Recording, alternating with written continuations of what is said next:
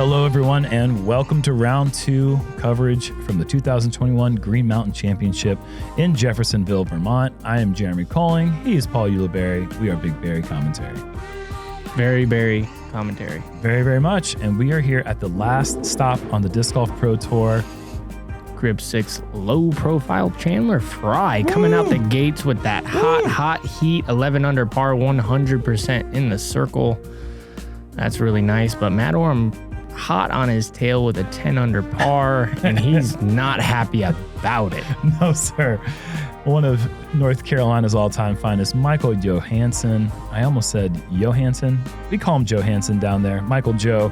He is sitting 2 back.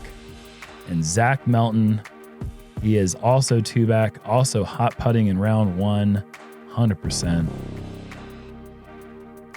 We have crossed the road. We are now at Fox Run Meadows, and this is a very much wide open course with a lot of OB, but that means the wind is a much bigger factor, and we are exposed to the elements. It has rained quite a bit off and on all day, so these tee pads and the fairway are going to be quite slick. First up on the box today, our current leader, sporting a pretty blistering 11 down from yesterday. From Olympia, Washington, representing Team Discraft. Let's hear it for Chandler Fry.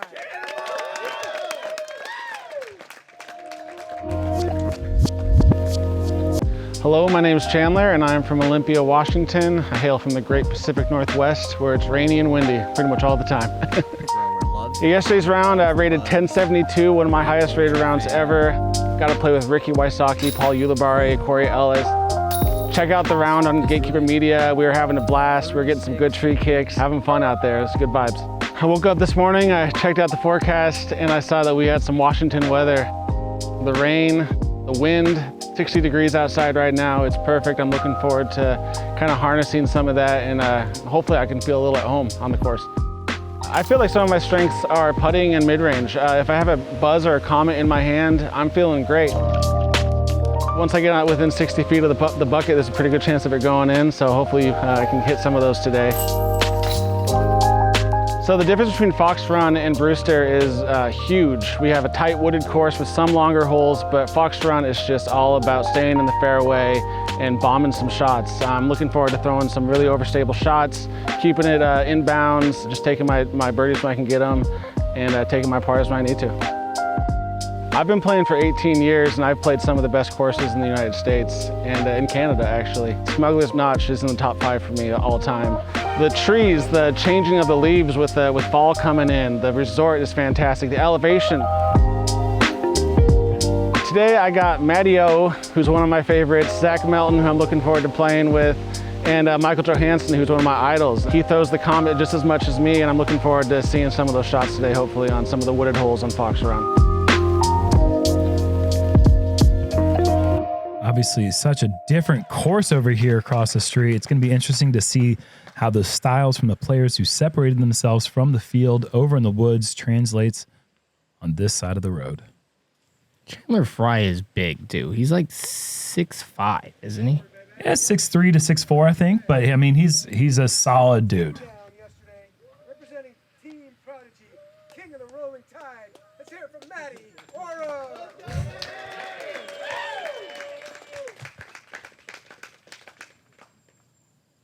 This hole, you're going to look for something to go out with a little bit of hyzer, just like this. Fade slowly back into the middle of the fairway. Leave yourself with a nice little sidearm chip approach. Who have we seen play more recently than Meadows? I mean, I feel like we've been saying his name so much lately. Next up from Denver, loving it. North Carolina. No, he's definitely been on it. Let's give it up for one of the nicer guys in this game, Michael Johansen. A little personal commentary. He really is, though. Michael Johansen, such a great attitude. Coming up in second place at the Masters World Championships to 3-time Masters World Champion Dave Felberg. I think 3 times, not 4 times, right? Either way, he won to a guy who's done it before. And he's skipping a big Masters tournament this weekend to play here. Yeah, Tim Selinsky's Masters. Representing Dynamic Discs. Let's give a warm Vermont hand for Zach Melton. Love seeing Zach on lead card as well.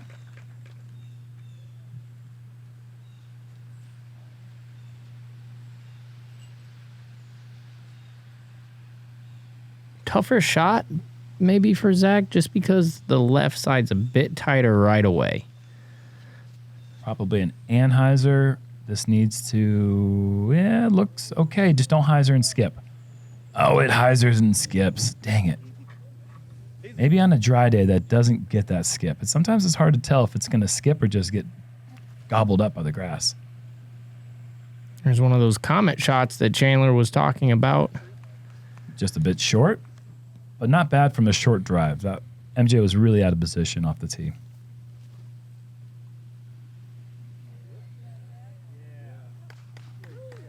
Okay, good shot from there. 45 feet left for the par. Yeah, maybe a little inside that. I feel like that tree is right around that 45-foot mark. Okay. Oh, there's a nice park job. Matty O off to a good start. Yeah, that's a bird. Drop in. Chandler's going to be looking to go with the mid-range as much as he can. He alluded to that in his little profile. Big-time mid-range thrower. In fact, in round one, oh, don't go B. Oh, dang it. As soon as I say that, in round one, he was 10 under out of 10 tries when going mid-range off the tee. Pretty incredible. That statistical nugget provided by Dion Arlen and Statmando. Pretty cool stuff. Yeah, he was short of that tree. Come on. Oh! Tries to run that in, just glancing off left side chains. That's going to be a bogey for Zach Melton. And this is going to showcase Chandler's other strength. He is an incredible putter, and he was so close to winning the putting championship. I forget what they called that, the Disc Golf Pro Tour putting challenge thing that they had where people had to film themselves putting against one another. He had like 4 or 5 spit outs in the finals. Otherwise, he would have won. Right. I remember that. I think he actually took me out of that. He took a lot of people out. Not in the finals, of course. Mine was an early bird. He beat Ricky Wysocki, Cameron Messerschmidt. He had a bunch of really great battles there. But he is a great putter. Matty O tapping in the birdie. MJ with the par. Hole 2, par 3, 240 feet. Just dead straight. There is OB right and long if you get a little bit too excited off the tee. This basket will be elevated. Other than that, it's just a beautiful little tunnel.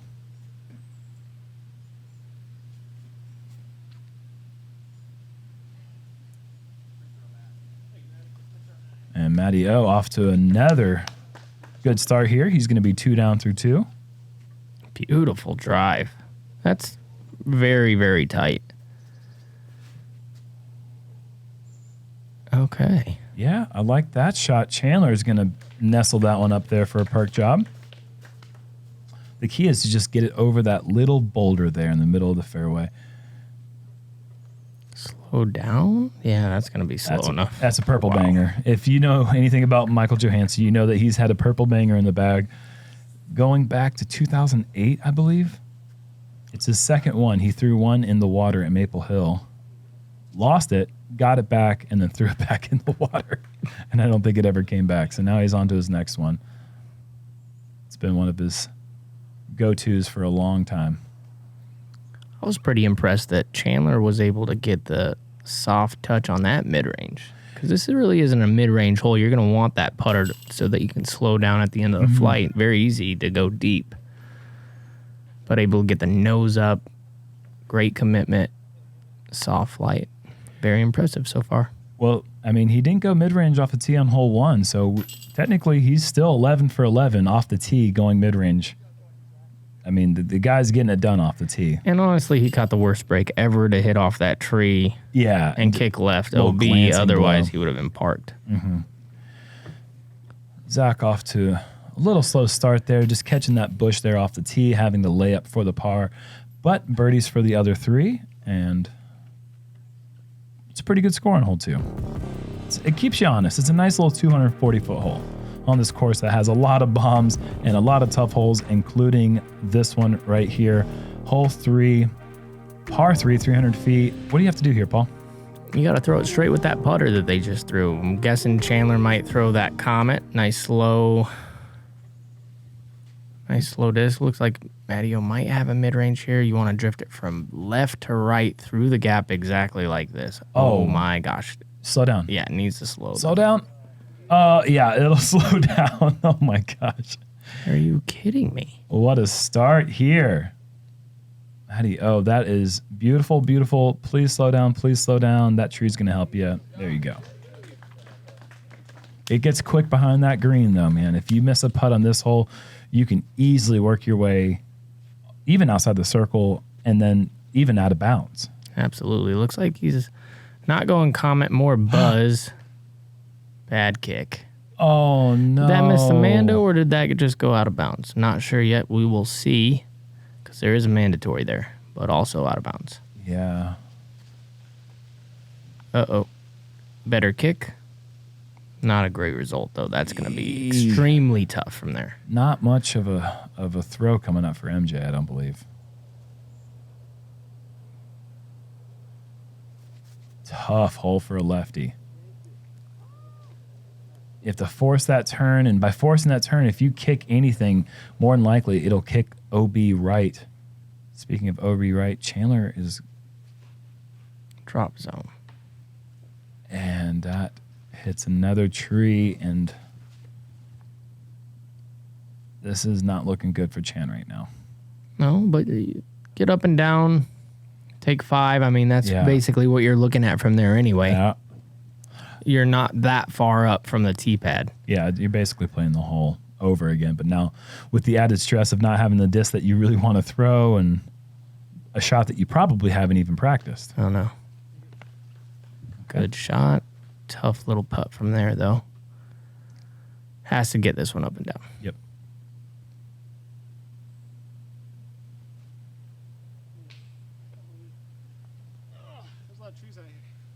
Oh, boy. How far is he? Well, far enough that if he can see it, he usually is running it. And, oh, no, oh, no, oh, no. This is for 7. This is for a 7.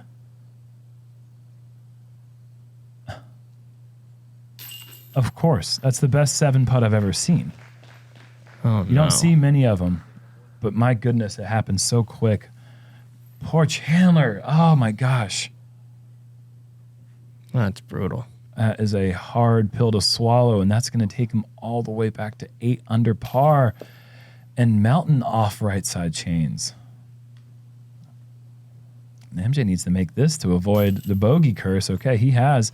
Meanwhile, Matteo's just casually parking shots, hasn't even had to make a putt yet, and he's going to be 3 under through 3, and he's taking a commanding lead on this card right now. Great save from Michael. I mean, that was left and short. Good scramble. Mm-hmm. Zach was an inch from scrambling. Chandler, nightmare start. Oh, you hate to see that. And, you know, he is a player who I was staying with him last week, and he was talking about the weather, or 2 weeks ago, rather, in Delaware, how it was just too hot and humid. He didn't like it. He misses weather from back home. And this is it. You know, we are looking at 57 degrees. It's wet outside, and it's a little windy. He was not kidding. This is Northwest style. Well, he's got a lot of time to bring it back, and right. Luckily he had a nice little cushion to start. Yeah. Hot first round. Matteo looking to continue the hot streak on hole 4, par 4, 625 feet. It's a blind landing zone off the tee with a big tree line. Perfect. Obscuring view, and Matteo's hot start looks like it's continuing here.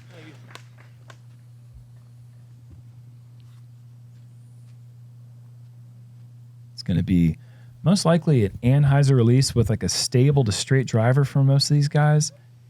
MJ flirting with danger, and I don't think he ever crossed in bounds. No, didn't look like it. Got to get over that tree. And this is another one that can be kind of tricky for a lefty, honestly. Well, that's brilliant. Yeah, that's good angle control. Zach Melton well up the fairway. Great tee shot.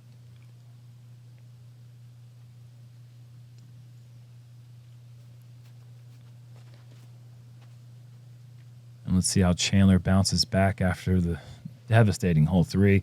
I'd say he's done so quite well. I mean, that's past Meadows' drive. That is sick. That'll be a pretty easy. Pristine from there. Little chipper. Yep. So MJ's, I mean, that's only like 50 feet in front of the tee box. And that shot's well short of the rest of the card still. So he's having to get up and down for the bogey. And he's still out.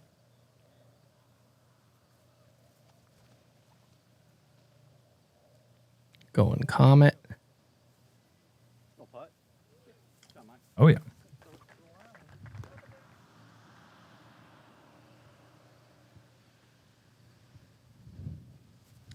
This is a pretty easy little hyzer for Zach.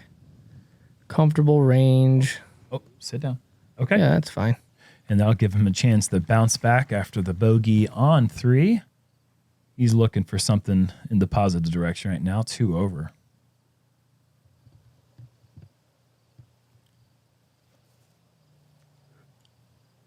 Meadows just looking to park 4 straight holes. Oh no. But he stays safe just barely. Really bad reaction. Oh my goodness. Absolutely. Do not want to see it skip off the top of that. And especially in the one spot where it could go over the boulders there protecting the OB line. Yeah, bounces off the second tier to somehow get the height to go over the second boulder. Nah, we're not doing that today, guys. No, very, very close to doing it, but not today.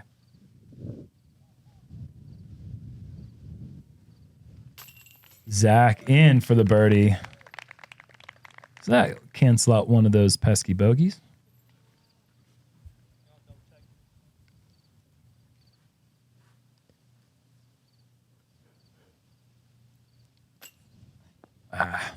Little lift. Tailwind shouldn't have lifted. Happens. I feel like it. Oh, Michael. Man. I feel like this property, as the wind comes through the hills and everything, kind of swirly. Yeah, it's a lot of wind patterns on this course, but it doesn't seem like you could be facing south on 2 different holes and the wind's blowing completely different on those 2 holes because it's coming up these hills and going down these passes. But yeah, it does get a little bit swirly from time to time out here. Be a bit tricky. Definitely a tough start for our card here. Matty O, nice 3 under through 4, but the rest of the card, they need to pick things up here because there are some hungry sharks here on 2nd, 3rd, 4th, and 5th card. Hole 5 is not the hole you're looking to start your streak on. This is one of the harder holes on the course. Par 3. I think it's 450 feet, yeah. And this is like the anti-lefty hole. Zach has got the scariest shot imaginable. And is this? Oh, no. So he's out of bounds in a really bad spot.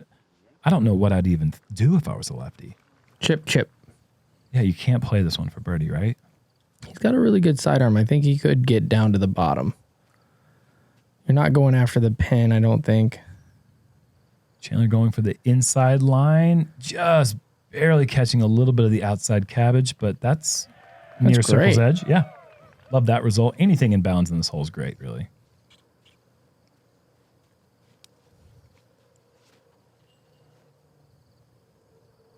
Just hit and stop. Oh. Or get through. Yeah. Just go right through it. Oh, my goodness. How did that even happen? That is a thick tree. That's a putt now. Mm-hmm. Wow. It's a great break. Whoa. Okay, so he's actually going to be going in front of those trees. Which is basically a layup play. Yeah, I mean... I like it. I mean, I think that's an easy way to play the hole.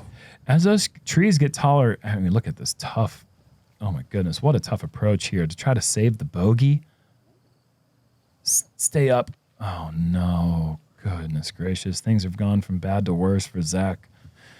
But as those trees get taller on that right side, that hyzer shot will continue to get tougher and tougher to try to clear those trees and land somehow, but without going OB left. It is a very difficult task. Wow, Chandler is so good at putting everybody. Yes, he What is. the? And he's doing a pretty good job of erasing that quad on 3 right now. He's only 1 over for the round. Who makes all those? I mean, he's in Chandler. the same realm as like a Ricky Wysocki, Paul Macbeth. Like he makes just as many outside the circle putts as them, and kind of a similar way, honestly. Almost getting away with it. When I say getting away with it, taking advantage of the fortunate break off the tee is what I mean. A good run. 3 under through 5 is nothing to be upset about, though. 3 under for this round is pretty good. Yeah, for sure. Zach needs to make this for the double bogey. Oh.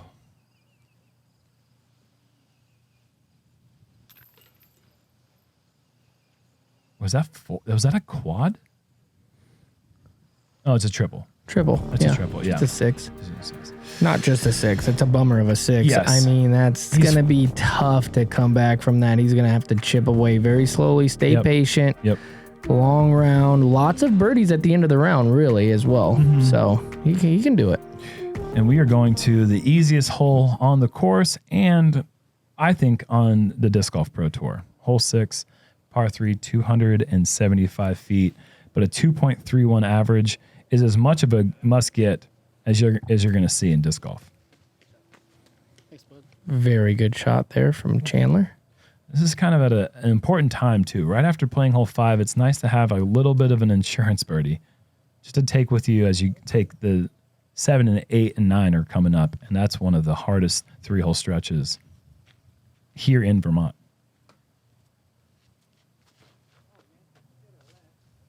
Ew. Okay. Safe. That works. There is OB to be found on this hole. You just don't see it happen very often. Zach wide, spinning its way to 22 feet.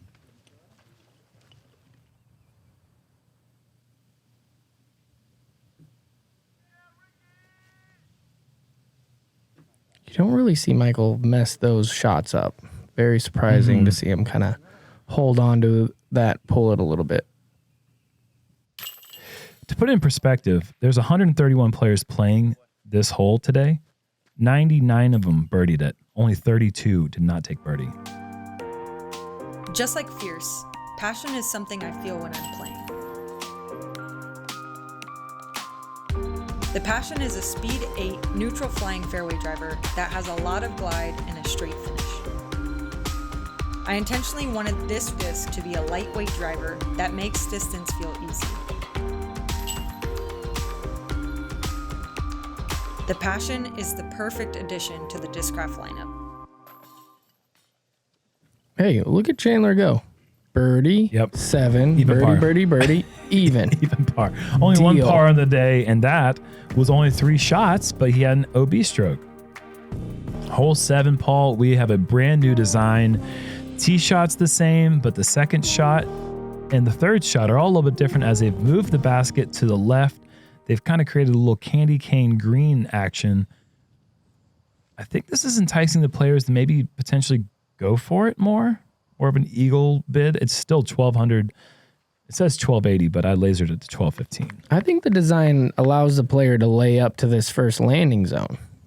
And so you're able to go left, and then with the basket actually being to the left side, you can play hyzer from that spot. That's the ideal spot. And carry inbounds the whole way. So I honestly think the hole became easier. Yeah, I agree with that. I think for me, I don't know exactly what the reason for the change was, but I think I like it. It does entice the players to get a little bit more aggressive in 2, and we'll see what ends up happening with the card here, because this is still playing as the second hardest hole in the course. Well, I believe the property line on the right, people were getting mad for everybody shanking it over there. Oh, really? I think. Okay. Yeah. That makes sense. I was getting mad when I shanked it over there, too. I made that up. I'm just kidding. That's the truth. But I wasn't making up what I said. No. I hated it. MJ, he's going to be little out of position to go for the green, I imagine. You'd like to be probably another 100 feet before you start thinking about attacking it in 3.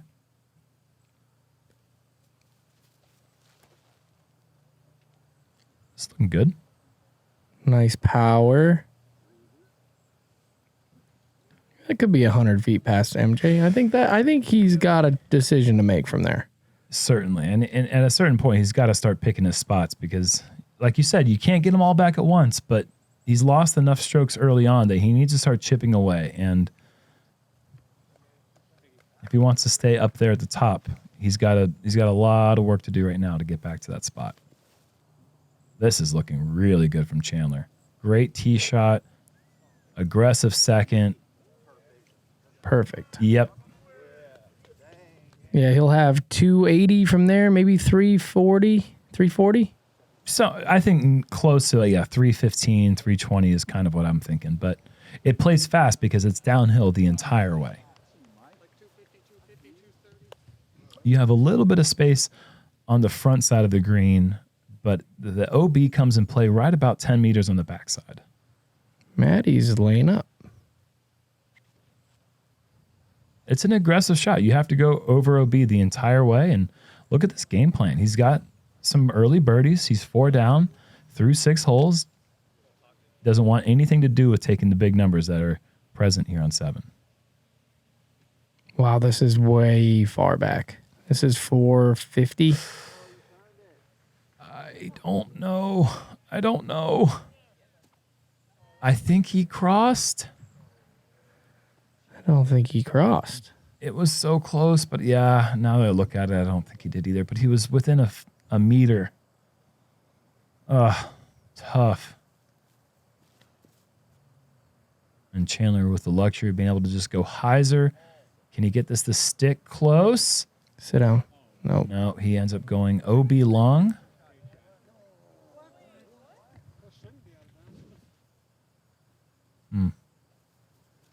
Putter. So MJ playing this one safe, and it looks like it's going to pay dividends as he's going to have a tap in for the par. 5.69 average. That is a tough hole.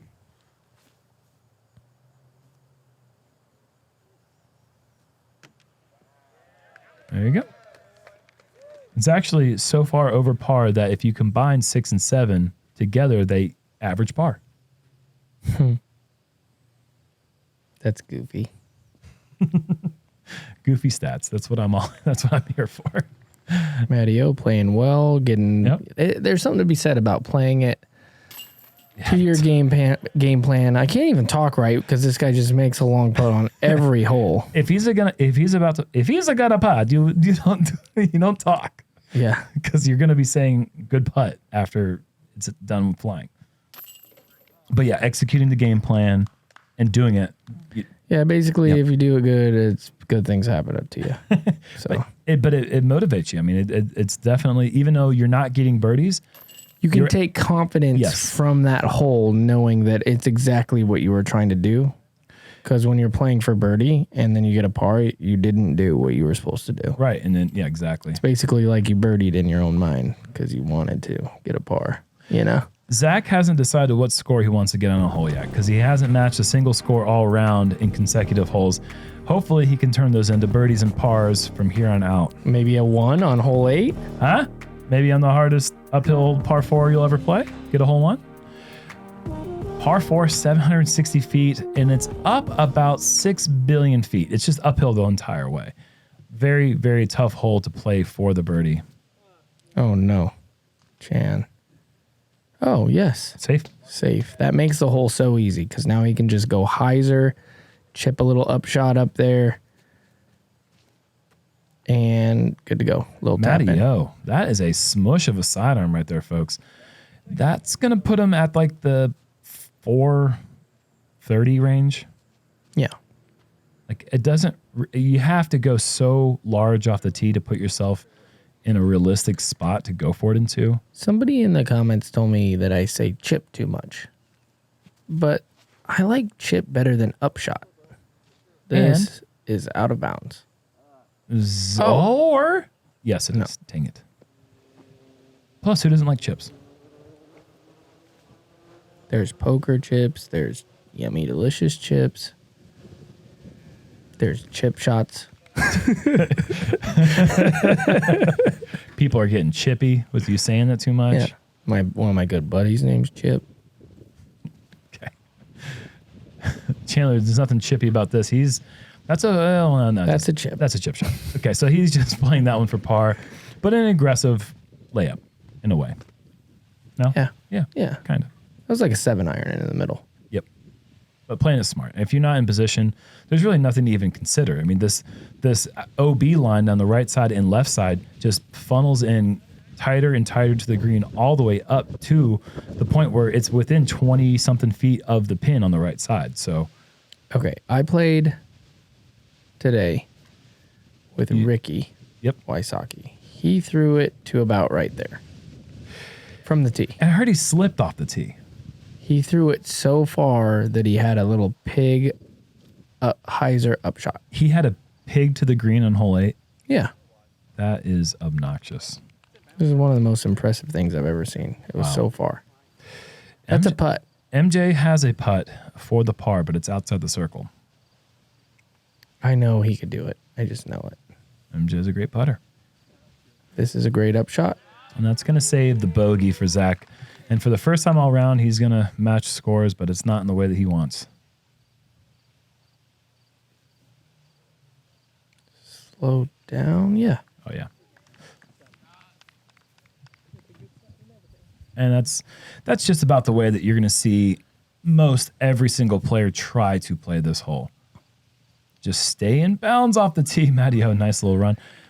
And then a hyzer approach up to the spot where Chandler and Matteo were, and then just pitch one up here.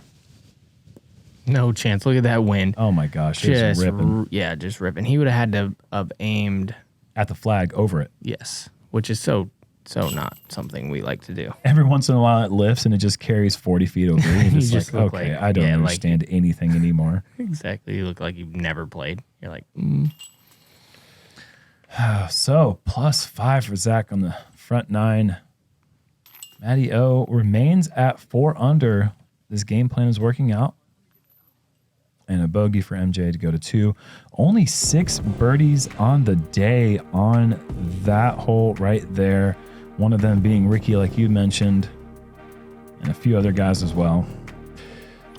Hole 9, par 3, 470 feet. And this is one of the most intimidating holes you'll ever step up to, especially with a headwind, which is what we're going to be throwing into. There's really no way to play this safe. You have to attack. And this is what happens. Yeah, so there's a head crosswind. As your disc is speeding down the hill, it's going to exactly that, gain speed. Then with the head crosswind, if you get the angle wrong, it'll lift you left or completely barrel roll you to the right. So this is just playing insanely hard. Wait a second. No way. He's going to... Oh, my goodness. No what way. Just happened? That's never happened on this hole. Saving call the whole time.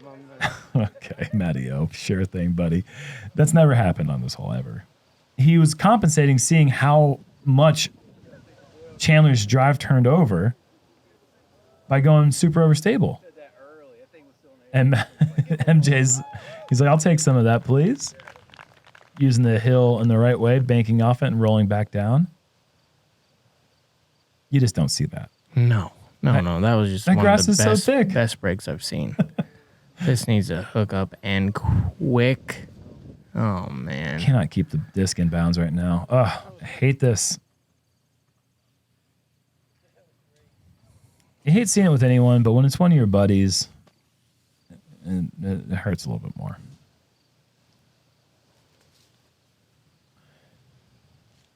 Chandler, what an approach shot. Testing that right side line the whole way, and he had to.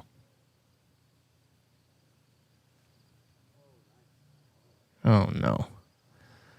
He's just out of sorts.